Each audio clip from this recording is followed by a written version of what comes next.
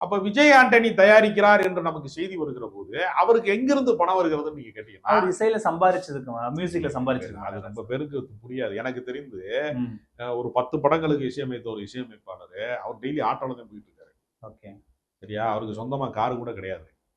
இத்தனைக்கும் அவர் முன்னணி படங்கள்ல வெற்றி பெற்ற படங்கள்ல இசையமைப்பாளராக இருக்காரு. அவர் பேர் சொன்னா வருத்தப்படாது, நான் சொல்லல. அதெல்லாம் உண்மையான காரணம் கிடையாது. இவர் வந்து பல கோடிகளுக்கான அதிபதியான இசையமைப்பாளரா வரல. ஆனா எப்படி வர்றாரு அப்படின்னா, சினிமாவுக்கு ஃபைனான்ஸ் கொடுக்குறவங்க இவர் தொழில் தொடர்ந்து இயங்குறாரு, அடுத்தடுத்த இசையமைக்கக்கூடியவராக இருக்கிறாரு அப்படிங்கிறதுனால என்ன செய்வாங்கன்னா, இவர் பேர்ல ஒரு அக்ரிமெண்ட் போட்டு ஒரு மினிமம் இது வச்சு ஒரு வட்டி கணக்கு வச்சு இவருக்கு பணம் கொடுப்பாங்க. அது சினிமால இயல்பு தானே, எல்லாருமே. அது மாதிரி என்ன செய்வாங்கன்னா, இப்ப நான் எனக்கு வந்து விஜய் சேதுபதி நண்பரா இருக்காரு.